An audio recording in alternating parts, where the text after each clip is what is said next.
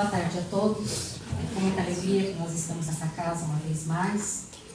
E agradecidos a Deus pela oportunidade de servir em nome de Jesus. Somos trabalhadores da seara do Cristo. E o Cristo está sempre à frente. Acabamos de fazer a prece do Pai Nosso. E tem um trecho ali onde é falado para que nos livre das tentações. Nós viemos com esse conceito de tentação já desde há muito, pelas nossas existências terrenas, com a ideia de que a tentação está lá fora. É uma provocação que acontece de fora para dentro de nós. Por exemplo, a pessoa que gritou, xingou o outro, o culpado é o outro que provocou ela. É assim que nós colocamos. Mas nós vamos ver que é bem diferente. Havia uma árvore muito frondosa na beira de uma estrada. Uma árvore linda, maravilhosa, que não se detinha nunca, jamais, em fornecer a sombra para os transeuntes, os viajantes daquela estrada, para que eles pudessem ali recostar-se no seu tronco generoso e poder descansar por algumas horas sobre a sombra das suas folhas.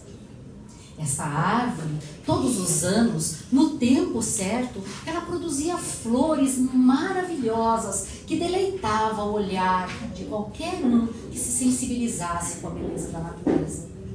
Essa mesma árvore, após oferecer as suas flores, ela oferecia os seus frutos também para alimentar os viajores que por ela passavam famintos pela estrada da vida. Ela ofertava os seus frutos doces e bastante sazonados. Passava tempestades, secas, vendavais, todas as espécies de situações, esta árvore se mantinha firme, nada a vergava, nada a tombava.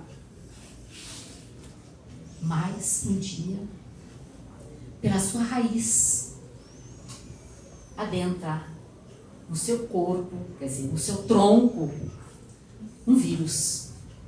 E ele silenciosamente foi caminhando por dentro desta árvore e foi ali minando as suas forças. As folhas que eram abundantes, que forneciam a sombra, já não tinham mais muitas, porque aquelas que caíam, não nasciam outras. As suas flores também começaram a escassear-se cada vez mais. Consequentemente, os frutos que adviriam daquelas flores também se acabaram. Por final, a árvore se tornou apenas um espectro. Era aquele tronco vazio, sem uma folha, sem nada, seca, morta e quase que tombada. Assim somos nós com a tentação. A tentação, a provocação. Nós falamos, poxa, eu me tornei alcoólatra porque fulano lá, certo dia, me ofereceu pela primeira vez um copo de cerveja e eu bebi. A culpa é dele. Ele é que me ofereceu pela primeira vez. Não é porque a bebida existe. Eu que fui provocado. O adultério. Eu não resisti à beleza daquela jovem, linda, maravilhosa, aquele corpo escultural. Olha, aquele rapaz educado, carinhoso. Eu também não resisti a ele. E eu adulterei. A culpa é dele. O cigarro. Eu fumei também. Todas as vezes que eu saía com aquela minha amiga, ela acendia o cigarro e eu sentia aquele cheiro do cigarro e ficava extasiada com aquele cheiro e precisando do cigarro. Então eu comecei a fumar. A culpada é minha amiga. A droga. Poxa vida, eu sou jovem, ainda sou frágil, ainda não consegui aprender a viver diante da vida, os seus percalços, as situações difíceis. Então, alguém um dia me ofereceu a droga para que me ajudasse a fugir das minhas dificuldades. E eu aceitei. E agora eu sou drogada, eu sou viciada.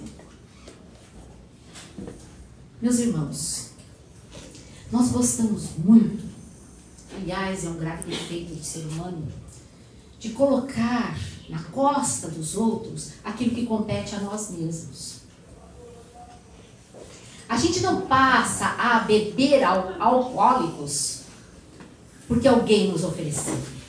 Nós bebemos o alcoólico porque dentro de nós, nesta reencarnação, nós já trazemos de outras vidas o vício do álcool. Ele está em nós, em germe latente. É um vício, é um vírus que nós temos, o vírus do alcoolismo. Era um vício de uma vida passada. A mesma coisa, o sexo. O desregramento, a gente enganar os outros, né? O adultério. Isso, desde que o mundo é mundo, as pessoas praticam. Ao tempo de Jesus, não quiseram lapidar a mulher adúltera?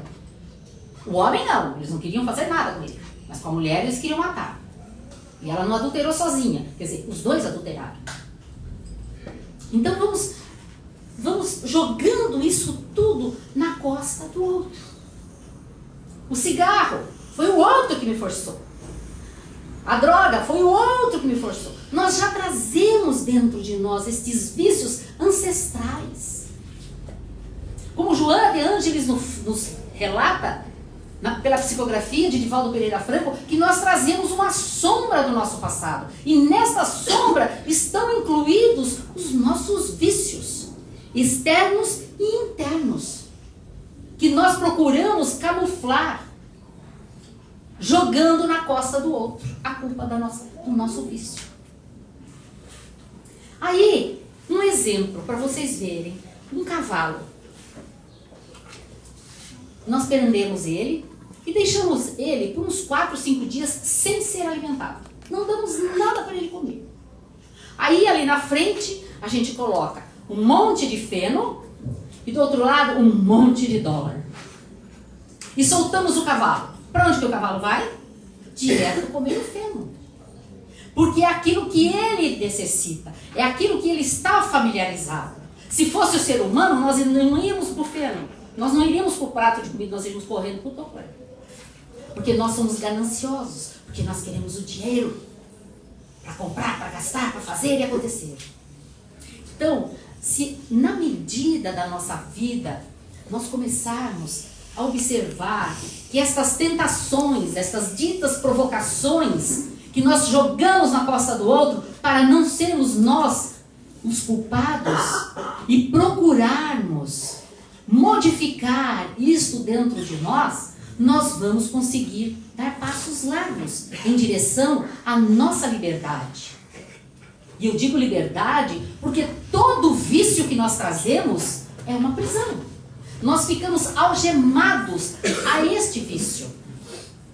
Nós vemos pessoas que não conseguem viver sem beber o álcool. São alcoólatras. Elas se tornam escravas do álcool. A mesma coisa, o tabagismo. A pessoa se torna escrava do tabagismo. Ela sai, a gente vê, está dentro de uma casa que a pessoa não deixa fumar, ela vai lá fora toda hora para fumar. Ai, eu preciso fumar. Ai, eu preciso fumar. Ai, eu preciso. Ele é escravo. E essas pessoas se acham livres. Elas não perceberam o mal que estão se fazendo. Elas não se amam. Todo vício que nós ainda não conseguimos matar dentro de nós é uma situação de falta de amor próprio. É. Porque sabe como é que eu demonstro que eu me amo? Porque às vezes a gente fala nas nossas palestras, nós devemos nos amar, né? Porque Jesus veio e nos ensinou a amar a Deus sobre todas as coisas e ao próximo como a nós mesmos. Como eu vou me amar? De que forma que eu vou me amar? Como eu vou entender esse processo deste amor próprio? Porque aqui eu me refiro ao amor próprio Não o amor egóico, aquele amor que eu quero reter tudo para mim, tudo é meu, nada para o outro, que eu não quero dividir nada com ninguém. Não. Aqui nós estamos nos referindo ao amor verdadeiro. O amor que Jesus pediu para que nós sentíssemos por nós mesmos e com relação ao nosso próximo. Eu me amo quando, por exemplo, eu procuro ter cuidado na hora da minha alimentação. Eu me alimento mais frugalmente, não me empanturro de comida, sobrecarregando o meu estômago, todo o meu processo digestivo, para causar um desgaste. Porque quanto mais nós comemos, mais o nosso corpo tem que fornecer as enzimas, tudo aquilo que é necessário para que o processo digestivo aconteça em nós. Então, há um desgaste. Só contando aqui, a minha avó, que morreu com 100 anos, ela às vezes, vejam, por isso ela viveu até os 100, ela comia na palma da mão.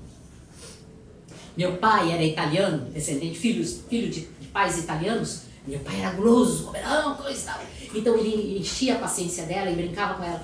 Ô, dona Isolina, né, que ela chamava Isolina. Mas a senhora comeu meia banana, a senhora não vai almoçar? Ah, depois a senhora vai chegar lá e vai dizer para os seus filhos que eu não te dei comida aqui. Porque meu pai comia, ele era bem glutão assim à mesa. E ela comia pouquinho, então ele implicava com ela, porque ela não queria comer. Mas ela comia aquilo, era aquilo que ela se satisfazia. Às vezes ela colocava na palma da mão a comidinha dela e comia, nem sujava o prato. Se ela comesse meia banana, já estava satisfeita. Então ela viveu muito mais tempo. Por quê? Porque ela não sobrecarregou o seu corpo físico com excesso. Porque todo excesso é prejudicial à nossa saúde.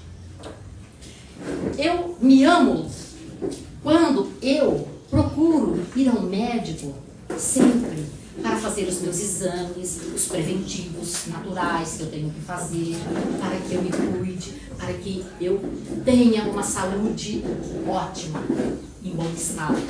Eu me cuido quando, por exemplo, eu evito reter dentro de mim sentimentos negativos contra determinadas pessoas que em certos momentos me agridem com palavras, ou com gestos, ou com atitudes, e que às vezes me machucam.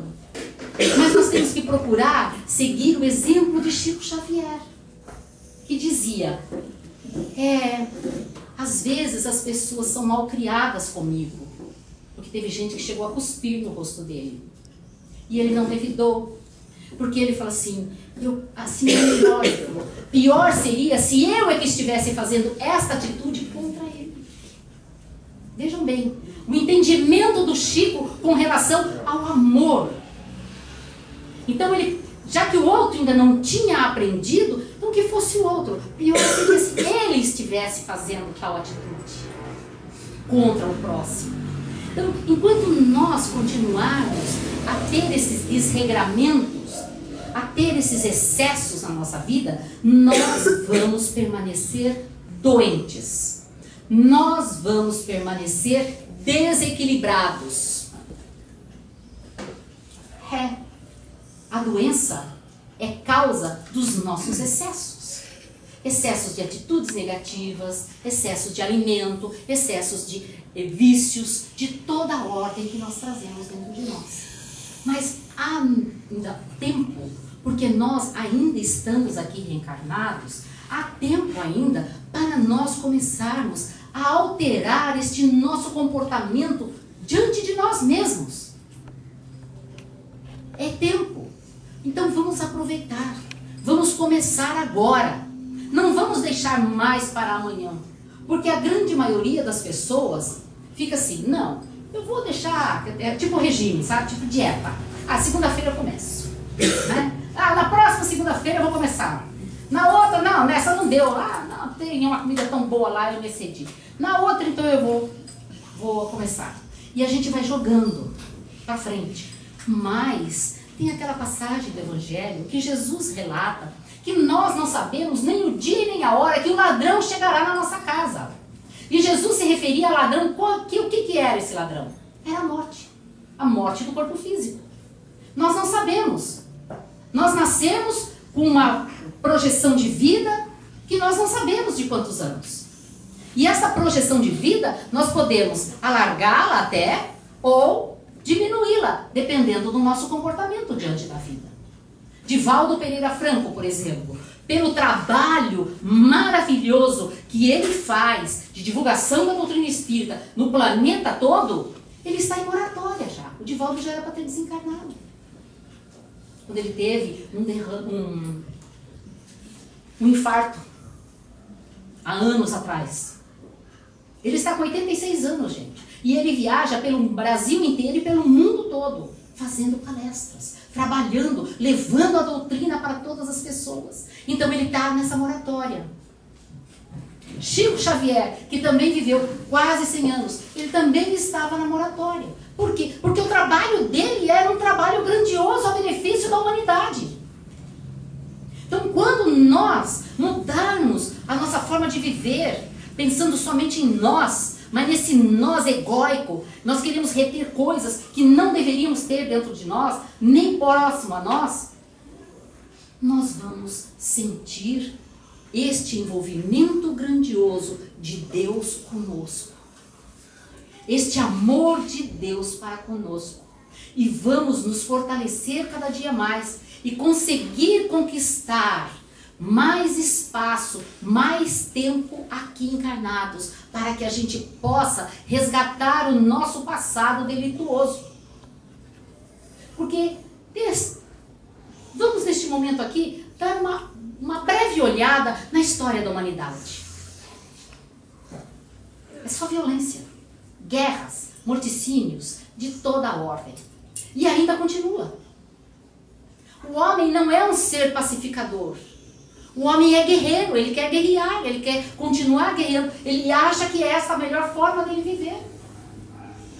Vejam hoje esses dias, a gente assistindo nos noticiários da televisão, aquele jovem lá que está governando a Coreia do Norte. Ele não é normal, ele é doente. E ele, como tantos outros, que às vezes estão à nossa volta, nós mesmos, quantas atitudes nós tomamos intempestivamente contra o nosso próximo. E muito mais contra nós mesmos. A semana passada, ainda eu fazendo esse mesmo tema numa outra casa espírita, eu havia assistido o jornal da Band News e eles haviam mostrado, não sei se alguém aqui assistiu, uma reportagem sobre um pai e um jovem de 15 anos, filho, que estavam chegando em casa para guardar o carro e encostam dois rapazes montados numa moto. Um deles desce correndo e rouba a moto do filho do homem e vão fugir. Nisso o homem dá ré no carro e sai correndo com o carro atrás do rapaz. E ele vai batendo atrás da moto até derrubar o rapaz. Quando ele derruba o rapaz, o filho desce do carro de 15 anos e sai, chuta, esmurra, faz horrores. E a gente vê na câmera, porque foi filmado. Chuta, esmurra, faz horrores com o rapaz que estava roubando. Enquanto isso, o amigo dele, que estava do outro lado da rua, na outra moto, que não era a do rapaz, atira no rapaz e mata ele. E o pai não percebe, porque o pai estava querendo, ele ia e vinha com aquele carro, ele queria passar por cima do rapaz. Vejam bem a estupidez deste homem. Foi uma atitude sábia a deste pai? Foi um bom exemplo que esse pai deu a este filho? Ele ficou sem a moto e sem o filho, porque o filho foi morto. Gente, ele poderia ter ligado, né, para a polícia, mesmo que a polícia nossa seja amorosa, tudo, mas ele ia preservar a vida do filho dele. Ele ia dar um baita exemplo para o filho dele. E ele não conseguiu nada. Ele teve uma atitude louca. E assim, muitos de nós. E nós só saímos perdendo com estes tipos de atitude. São vírus que nós temos ainda de agressividade dentro de nós. A partir do momento que nós começarmos a matar esses vírus todos, o mundo será melhor. Nós queremos um mundo melhor, mas a gente joga na costa do outro para melhorar o mundo. Continuamos jogando na costa do outro. Ah, é o governo que não melhora. A culpa é do fulano, a culpa é do ciclano, a culpa é do Beltrano. Mas eu não. Nós nos colocamos numa posição muito cômoda diante das situações da vida, delegando para os outros aquilo que é competência nossa, que tem que ser competência nossa realizar. A minha reforma íntima, a minha mudança.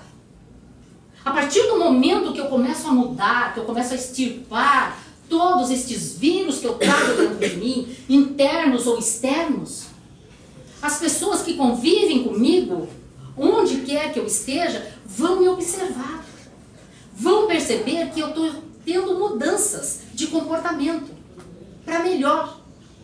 E é isso que eu tenho que fazer. Porque brigar, fazer aquilo que aquele pai fez, nós já fazíamos e viemos fazendo. Isso é normal. O difícil é fazer o contrário. Aí é um ato heróico. Seria um ato de herói, de sabedoria deste pai, se ele não tivesse feito nada daquilo que ele fez. As pessoas acham que você ser humilde, pedir perdão, não revidar, é ser uma pessoa que não tem capacidade para revidar, que é uma pessoa que é fraca. Não, muito pelo contrário. Jesus foi um gigante do amor aqui na terra. Porque ele também foi perseguido, ele também foi injuriado, tanto que o mataram naquela morte terrível na cruz. E ele foi sem xingar ninguém, sem brigar com ninguém, sem se alterar com ninguém. Ele era manso, ele era humilde. Foi isso que ele ensinou no Sermão da Montanha. Bem-aventurados os mansos e os humildes, porque estes herdarão a terra. Nós queremos herdar a terra numa nova geração, numa nova situação melhorada. Nós temos que mudar nós mesmos primeiro. Nós ficamos sempre brigando, porque o fulano não muda, o ciclano não melhora, a gente só reclama dos outros. Mas e nós? E eu? Como é que eu estou? Como é que eu sou no meu dia a dia? Eu sou uma pessoa paciente? Porque ser paciente é ter a ciência da paz. A pessoa paciente é aquela que já vive a ciência da paz dentro dela. Por isso ela consegue ser paciente, ser benevolente com as outras pessoas que a rodeiam. Enquanto eu não consigo ser paciente comigo mesma, eu não posso ser paciente com o próximo. Enquanto eu não me amar, eu não posso dizer que eu amo o próximo. Por isso que as pessoas têm uma ideia muito equivocada, muito distorcida do sentimento amor. Por quê? Porque o amor, para a maioria das pessoas, é o ato sexual. Principalmente o amor no relacionamento, de homem e mulher. Ah, fez amor. Amor não se faz, gente. Amor a gente sente. Fez sexo mesmo. Já tem que falar isso. Fez sexo. Não fez amor. Porque, principalmente banalizado como está o sexo aí, que é um ato que gera vida, que deveria ser colocado num pedestal, que deveria ser trabalhado, ser melhorado, ser dignificado. O homem e a mulher dos novos tempos têm enxovalhado o ato sexual. Deus deu o ato sexual para nós, mas para a nossa procriação, não para a nossa libertinação, que é o que tem acontecido. Infelizmente, deturpou-se tudo, corrompeu-se tudo. Mas isto nós podemos mudar, como tantas outras coisas. Podemos largar de beber, deixar de fumar, deixar de usar drogas, deixar de fazer tantas atitudes equivocadas. Nós temos que começar a nos amar e ponderar. Isto vai ser bom para mim? O que vai me resultar de eu fazer de ter determinada atitude? Uma atitude A, por exemplo. O que vai me acarretar se eu ir até o fim nessa atitude? O que vai me acontecer? Vai me acontecer isto. Tá, então eu vou pesar na balança. O que é positivo eu vou reter, o que é negativo eu vou jogar fora. Se tiver mais negativo do que positivo, eu não vou fazer nada. Por quê? Porque eu vou me agredir. Eu vou fazer mal para mim. Se eu me amo, eu não quero meu mal. Eu quero a minha liberdade, eu quero a minha alegria, eu quero paz de consciência. Eu quero felicidade. Porque Jesus mesmo nos falou que nós poderíamos encontrar o reino de Deus aqui mesmo. Não é um lugar pré-determinado o reino de Deus, como se apregoa por muitos lugares. É lá no céu o reino de Deus. O reino da felicidade é lá em tal lugar. Não é. Não é. O reino de Deus está dentro de cada um de nós. Nos nossos sentimentos e na nossa consciência tranquila, gente. Que é a coisa mais gostosa da vida, a gente poder chegar à noite, botar a cabeça sobre o travesseiro e fazer uma autoanálise do nosso dia. O que eu fiz de positivo? Como fazia Santo Agostinho. Eu fiz isso de positivo. E o que eu fiz de negativo? Isso. Então o que é negativo, eu vou jogar fora. Amanhã, eu não vou mais fazer. Mesmo que apareça a mesma situação, ou uma situação parecida. Eu me equivoquei, eu não vou mais fazer. Foi assim que Allan Kardec perguntou a Santo Agostinho como ele havia conseguido dar um salto tão grande na sua última reencarnação de processo de progresso espiritual. Aí ele disse que ele fazia isso. Que todas as noites, ao colocar a sua cabeça sobre o travesseiro, ele fazia a sua prece, que é um hábito muito salutar que todos nós devemos ter antes de dormir, e ele fazia um balanço do seu dia. Tudo que ele havia feito de bom, ele retinha. O que havia feito de mal, ele observava bem para que no dia seguinte ele não mais errasse. E assim ele foi se auto-melhorando. E assim ele foi se amando cada vez mais. E ao próximo também. E a Deus então nem se fala.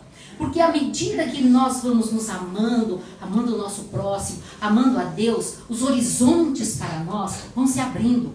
O nosso livre-arbítrio que Deus nos deu, como seres inteligentes que somos, porque nós não somos robôs nas mãos de Deus, nós temos liberdade de escolhas, mas somos responsáveis por tudo que nós fazemos. Nós vamos nos entrosando melhor com essa energia do cosmos, que é Deus. Por quê? Porque nós somos filhos dele. Dentro de nós, nós trazemos a centelha divina, gente.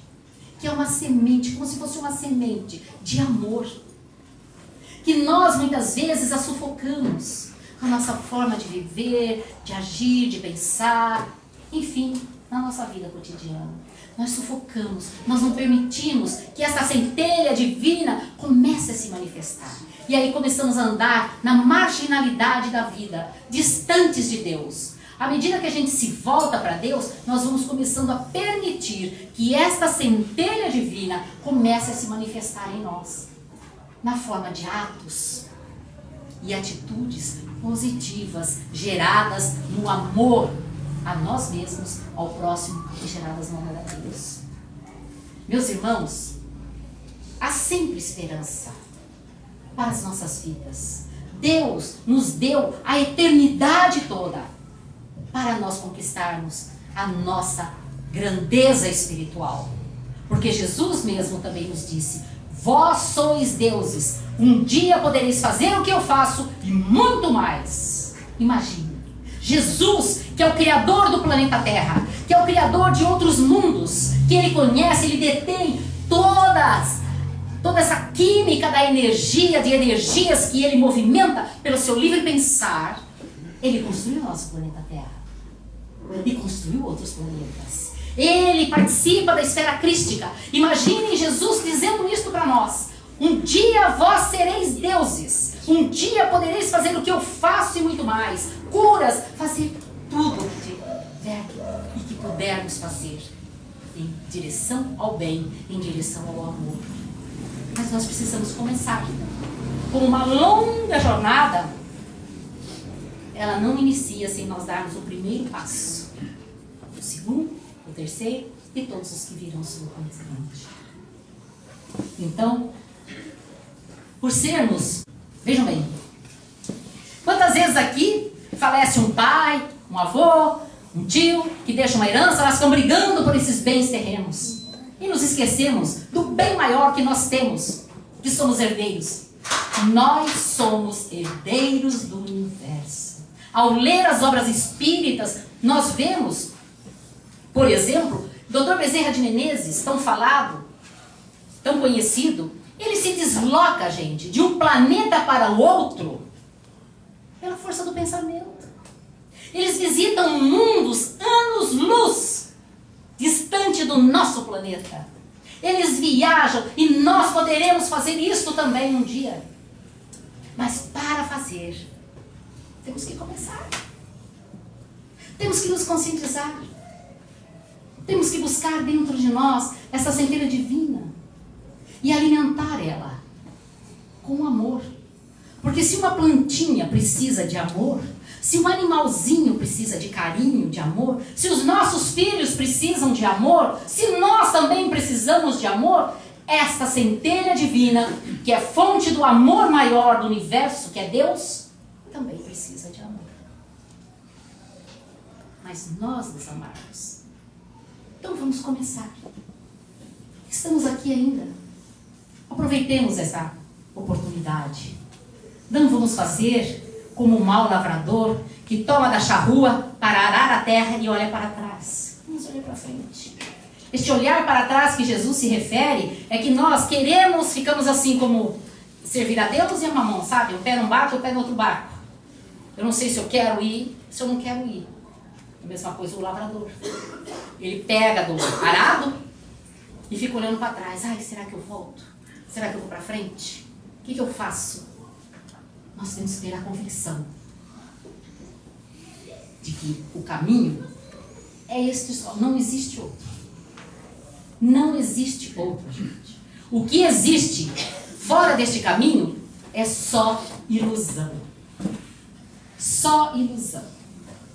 Por isso é que as pessoas ultimamente têm vivido um vazio intenso, uma dor grandiosa, estão aí angustiadas, doentes, desesperadas, porque falta Deus.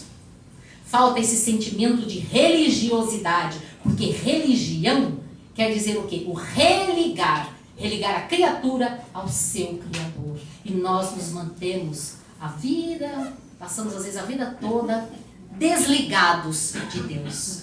Vamos nos conectar a Ele, porque Ele nos ama, mas nos dá a liberdade de buscá-lo de acordo com a nossa vontade. Isso é que é o maior e melhor de tudo. Então vamos aproveitar esta chance e vamos seguir Jesus, porque ainda nós não temos competência para andar ao lado dele. Nós só podemos, por enquanto, segui-lo. Mas ele nos deixou um roteiro maravilhoso para que a gente se imunizasse contra estes vírus, que é o seu evangelho, que é a boa nova redentora para todas as criaturas. E ele falou: eu vim para que não tenhais sede.